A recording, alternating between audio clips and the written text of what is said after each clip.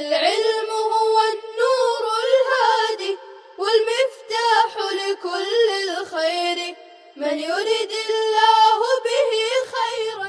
بسم اللہ الرحمن الرحیم، الحمد للہ رب العالمین والصلاة والسلام علی سید المرسلین وعلی آلہ واصحابہ الطیبین الطاہرین۔ حدثنا سفیان بن وکیع اخبرنا محمد بن بشر عن علی بن صالح عن ابی اسحاق عن ابی جحیفہ قالوا یا رسول اللہ نراک قد شبت قال شیبتنی ہود واخواتها۔ عزیز طلبہ، ابو جحیفہ کہتے ہیں کہ صحابہ نے عرض کیا اللہ کے رسول، نرا کا قد شبت، ہم آپ کو دیکھ رہے ہیں کہ آپ بوڑھے ہو گئے، یعنی آپ پر بڑھاپے اور ضعف کا اثر آ گیا۔ قالا، تو حضور نے فرمایا مجھے سورہ ہود اور اس جیسی صورتوں نے بوڑھا کر دیا۔ روایت اور حدیث کے شان ورود سے متعلق ایک واقعہ ہے۔ حضرت انس کی روایت میں ہے کہ حضرت ابو بکر صدیق اور حضرت عمر مسجد نبوی میں ممبر کے قریب تشریف فرما تھے۔ اچانک حضور اپنے گھر سے باہر تشریف لائے۔ حضور اس وقت اپنی داڑھی مبارک پر ہاتھ پھیر رہے تھے۔ حضرت انس کہتے ہیں کہ ابو بکر انتہائی نرم قسم کے آدمی تھے اور عمر بہت سخت مزاج تھے۔ چنانچہ حضرت ابو بکر نے عرض کیا اللہ کے رسول، آپ پر میرے ماں باپ قربان، آپ پر تو بڑھاپے نے جلدی کر دی ہے، بڑی تیزی سے لگ رہا ہے کہ بڑھاپے کا اثر آپ پر ظاہر ہو گیا۔ حضرت انس کہتے ہیں کہ اس وقت حضرت ابو بکر صدیق کی آنکھوں سے آنسو امٹ پڑے تھے۔ یہ سن کر آپ صلی اللہ علیہ وسلم نے فرمایا ہاں، مجھے سورہ ہود اور اس کی اخوات نے بوڑھا کر دیا۔ حضرت ابو بکر نے پوچھا آپ پر میرے ماں باپ قربان اللہ کے رسول، ما اخواتها، یہ سورہ ہود کی اخوات کیا ہے؟ سورہ ہود تو ٹھیک، سورہ ہود جیسی اور کون سی صورتیں؟ تو آپ صلی اللہ علیہ وسلم نے فرمایا وہ سورہ واقعہ ہے، سورہ القاریہ ہے، سأل سائل ہے، اذا الشمس کورت ہے، جیسا کہ ماقبل کی روایت میں آیا کہ ان صورتوں میں قیامت کے احوال کا، قیامت کی ہولناکیوں کا بیان، اور سورہ ہود میں خاص کر آپ صلی اللہ علیہ وسلم کو استقامت کا امر اور آپ کے ساتھ آپ کی امت کو استقامت کا امر، لہٰذا قیامت کی ہولناکیاں، قیامت کے احوال سے آپ صلی اللہ علیہ وسلم کی امت کیسے نبرد آزما ہوگی، کس طرح سے یہ امت جیسے استقامت کا حق ہے ویسے اختیار تو کر نہیں پائے گی، اس پر پکڑی جائے گی۔ آپ امت کے غم میں افسوس کرتے رہے، فکر میں پڑے رہے، یہاں تک کہ غم اور فکر کی وجہ سے آپ کے بالوں میں سفیدی آ گئی، بڑھاپے کا اثر آ گیا۔ آگے کی دوسری روایت ہے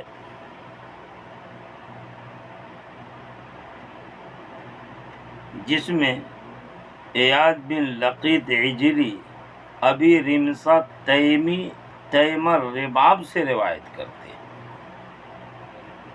وہ کہتے ہیں کہ میں آپ صلی اللہ علیہ وسلم کے پاس آیا، ومعی ابن لی، اور میرے ساتھ میرا ایک بیٹا تھا۔ قال، انہوں نے کہا فوری تو مجھے وہ دکھائے گئے، یعنی آپ صلی اللہ علیہ وسلم کے بارے میں بتایا کہ وہ اللہ کے رسول۔ فقلت، پس میں نے کہا لما رأیتہ، جب میں نے ان کو دیکھا، حضور کو، یہ پہلی بار حضور کے پاس آئے اور حضور کو دیکھ کر اپنا تاثر ظاہر فرما رہے ہیں، جب میں نے دیکھا تو کہا ھذا نبی اللہ، یہی اللہ کے نبی۔ مطلب یہ ہے کہ حضور کے جمال کا نور اور کمال کا ظہور ایسا ہوا تھا کہ اس کی وجہ سے دل نے گواہی دی کہ یہ سچے اللہ کے نبی ہیں، سچے اللہ کے رسول ہیں۔ وَلَيَّ ثَوْبَانِ أَخْضَرَانِ، اور اس وقت حضور پر 2 سبز رنگ کے کپڑے تھے، اور حضور کے کچھ بال تھے جن پر کہ سفیدی چڑھائی تھی، اور حضور بڑھاپا غالب آ رہا تھا، وشیب احمر، اور بڑھاپے کے اثر سے جو بال متغیر ہو گیا تھا وہ متغیر بال احمر سرخ تھا، وہ بال جو شیب یعنی سفید سیاہ بال جو متغیر ہو گئے تھے بڑھاپے کے اثر سے، وہ بال سرخ رنگ کے تھے۔ بہرحال یہ پوری روایت ہے، ترجمہ آپ بھی کیا۔ اس روایت میں راوی ابو ریمسا یہ مشہور صحابی ہے۔ ابو ریمسا ان کی کنیت ہے، اصل نام ان کا کیا ہے؟ محدثین میں مختلف اقوال پائے جاتے ہیں۔ ایک قول یہ ہے کہ ان کا نام رفاعہ ہے، بعضوں نے کہا کہ ان کا نام خباب ہے، بعضوں نے کہا یہ جندب ہے، بعضوں نے کہا کہ ان کا نام خشخاش ہے۔ تیمی، یہ تیم اور رباب کی طرف منسوب ہو کر کے کہلاتے تیمی۔ یہاں جو تیم اور رباب کہا گیا یہ احتراز کی قید ہے، قید احترازی۔ اصل میں ایک قبیلہ ہے، قبیلہ بکر کا، جو تیم قریش کہلاتا ہے، لہذا بکر کا قبیلہ جو تیم قریش ہے اسی سے احتراز کے لیے تیم الرباب کہہ دیا گیا۔ رباب اصل میں 5 قبیلوں کے وفاق کا نام تھا۔ 5 قبیلے جو آپس میں متحد اور متفق تھے، یعنی ہر وقت ایک دوسرے کا ساتھ دیں گے،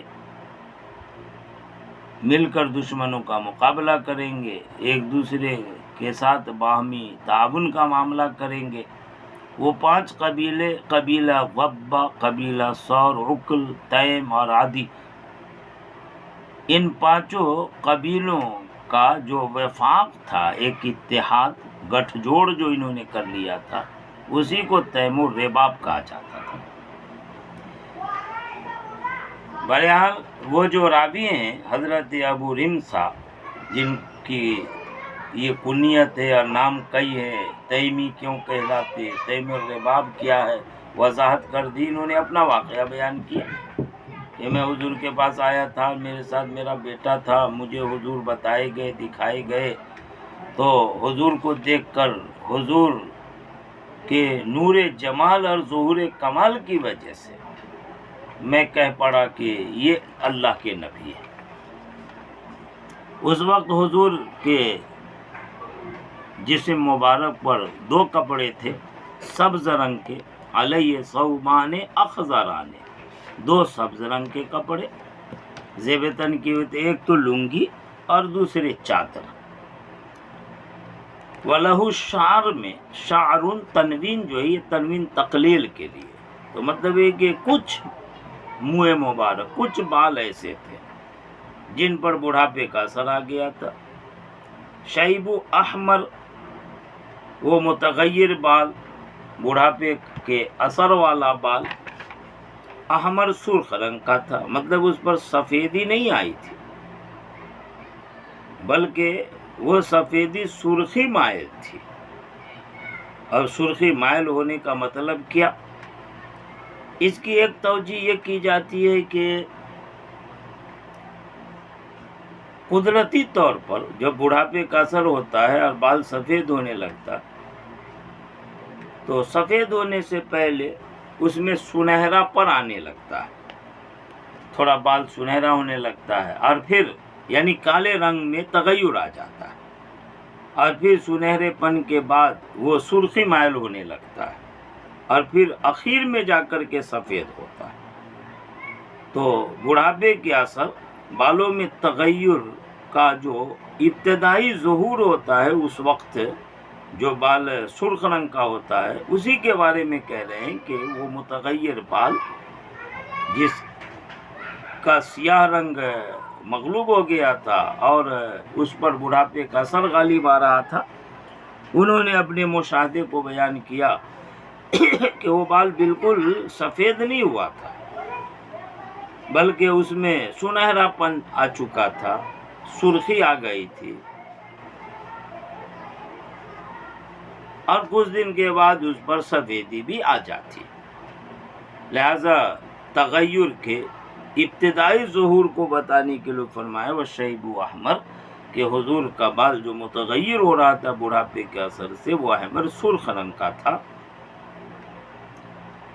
یعنی ابھی پورے طور سے سفید نہیں ہوا تھا بلکہ سفید ہونے کا آغاز ہو چکا تھا. ایک دوسرا مطلب یہ ہے کہ وہ بال بالکل ہی سفید ہو چکے تھے مگر آپ صلی اللہ علیہ وسلم نے مہدی کا خضاب لگا رکھا تھا اور خضاب کی وجہ سے وہ سفید بال سرخ ہو گئے تھے. یہ دونوں توجیہ کی جا سکتی ہے. آگے کی روایت ہے جس روایت میں حضرت سماک بن حرب ہے، کہتے ہیں کہ حضرت جابر بن سمرہ سے کہا گیا اکانا فی راس رسول اللہ صلی اللہ علیہ وسلم شیب، کہ آپ صلی اللہ علیہ وسلم کے سر میں سفید بال تھے. قالت انہوں نے فرمایا لم یکن فی راس رسول اللہ، آپ صلی اللہ علیہ وسلم کے سر میں سفید بال نہیں تھے الا شعرات، مگر کچھ بال تھے.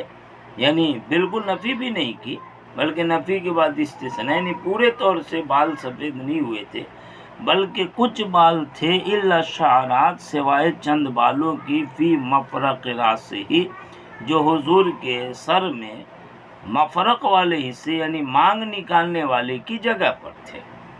چند بال گویا مانگ پر تھے جو سفید تھے، لیکن وہ بھی اتنے تھوڑے تھے ہلکے عزت تہنا کہ جب آپ تیل لگاتے تھے وارا دون تو تیل ان کو چھپا دیتا، یعنی تیل کی چمک کی وجہ سے یا کنگا کر لیتے تو وہ بال سفید دوسرے سیاہ بالوں کے تہ میں دب کر چھپ جاتے تھے. غرض یہ کہ زیادہ سفید بال نہیں تھے، بس تھوڑے تھوڑے تھے. ماقبل میں کتنے تھے بقیہ کئی روایتیں ہیں، 17 18 19 20 کے قریب سب کی تفصیل ماقبل میں آ چکی ہے، وضاحت سے بیان ہو چکا. بہرحال سفید بال یہ بھی ایک طرح کا ایک ظاہری نور ہے جو باطنی نور کی طرف اشارہ کرتا ہے کہ بال جب سفید ہونے لگے تو آدمی کو اپنا دل بھی سفید کر لینا چاہیے.